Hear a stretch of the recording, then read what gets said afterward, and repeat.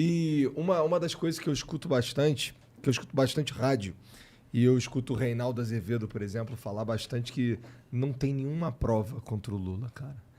Tem que abrir os processos e olhar. E lá você tem sentenças que explicam muito bem o que aconteceu. Qual que é o sentido? Qual é o sentido, Igor? De você ter uma reforma no sítio feito por uma empreiteira. Quantas empreiteiras do porte da OAS você vê indo fazer uma reforma num sítio? Quantas empreiteiras do porte de uma OAS você vê indo fazer uma reforma e pagando, sei lá, a cozinha de um apartamento para alguém? Essas empreiteiras, elas fazem estrada, elas fazem ponte, elas fazem refinaria. Elas não fazem elevador. Exatamente, ela não pendura quadro na parede, ela não faz cozinha. É tipo chamar um elefante para esmagar a formiga, né? Exato. Qual que é a explicação alternativa que você me dá para isso? Não existe explicação alternativa. E mais, qual é a razão para um diretor da Petrobras dar dinheiro, segundo as acusações, segundo as evidências estão lá, para Vaccari? Qual é a razão para Vaccari poder mandar? Vaccari não tinha um cargo no executivo. Vaccari é uma estrutura partidária. Por que Vaccari tinha poder de mando no diretor da Petrobras?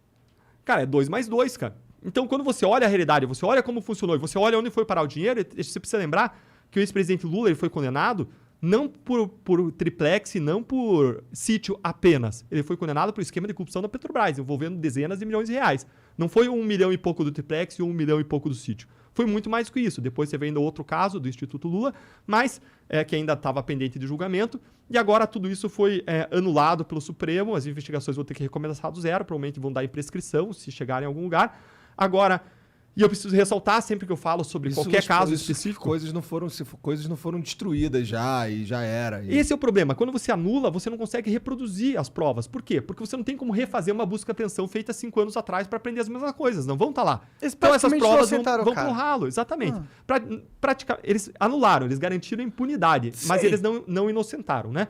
Ninguém julgou ele inocente, ninguém apontou inocente. Sim, claro. Mas é que tipo ele nunca mais vai ser preso. Por isso, provavelmente. Muito provavelmente. 99% não vai ser preso. Mas sempre que eu faço esses comentários sobre casos individuais, eu preciso ressaltar, isso vale para toda a nossa entrevista, que a última palavra é sempre da justiça, toda pessoa é presumida inocente até a última recurso, da última decisão, no último tribunal, e que eu não estou imputando culpa a ninguém. A pessoa é julgada pela justiça. Eu vi ele falando lá. Eu acho que ele é a alma mais honesta que já existiu. Eu vi ele falando. É verdade, eu acho.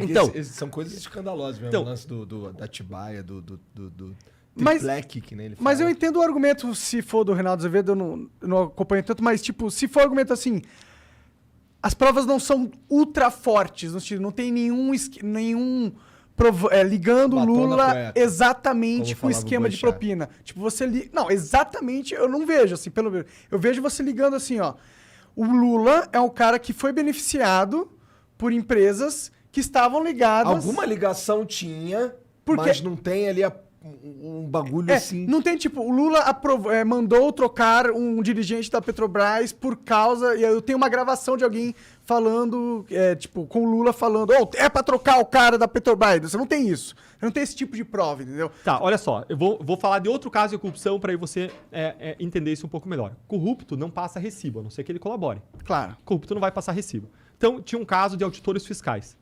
Os auditores fiscais, eles ligavam para os empresários e eles ligavam de telefones públicos para os empresários que eles estavam fiscalizando. E nessas ligações, eles combinavam de encontrar os empresários em supermercados, em lojas de imóveis, em outros lugares, e falavam, vamos lá ver umas lajotas? Eu preciso entregar lajotas. E eles conversavam sobre coisas banais que eles iam fazer, ligando o telefone público e usando o codinome. Então é como, sei lá, se o nome de uma fosse, sei lá, Juliana, vou usar um nome fictício, e ela usasse o nome Ana, tá? Então essas pessoas, elas usavam codinomes, ligavam de telefones públicos para os empresários que eles estavam fiscalizando, combinando encontros em lugares inusuais. Aí a gente foi olhar os autos de infração feitos pelos auditores. E o que você encontrava? Você encontrava falhas crassas e uma subtributação, uma tributação menor do que a devida. Qual é a explicação para isso? Qual é a explicação para isso? Erraram? Foram bonzinhos com os empresários? E qual é a explicação para aquelas entregas de lajotas em supermercados, etc., encontros obscuros, ligação, uso de codinomes? Deltan, mas você não tem entrega de propina na conta. Você não tem o pagamento da propina na conta da pessoa. você não tem o pagamento de propina da conta, mas não existe uma explicação ali que explique tudo isso que não seja a corrupção daqueles auditores, que usavam codinomes, que ligavam de telefones públicos e que cometeram vários atos irregulares ao longo daquela fiscalização. Então, várias vezes na corrupção você não vai ter o recibo, você tem que trabalhar com aquilo que a gente chama de provas indiciárias. A jurisprudência, o entendimento dos tribunais brasileiros é uníssono, é uniforme no sentido de dizer que quando você tem um conjunto de indícios, de provas indiciárias, isso pode levar a uma convicção, a uma formação de opinião mais forte, para além de uma dúvida razoável, e você condenar alguém. E quem entendeu isso em relação ao caso Lula, né, que depois veio a ser anulado, mas quem entendeu isso não foi Deltan, foram 15 a 20 procuradores da República que formularam as acusações. Mas foi um juiz que julgou esse caso. Mais, foram 3 desembargadores independentes que revisaram esse caso. E mais, foram 4 ministros do STJ, vários deles colocados pela gestão do PT lá. Então, não é uma análise individual. Eles olharam o processo, olharam o conjunto de provas, pessoas, inclusive, falando que os recursos tinham vinculação, sim, com os esquemas.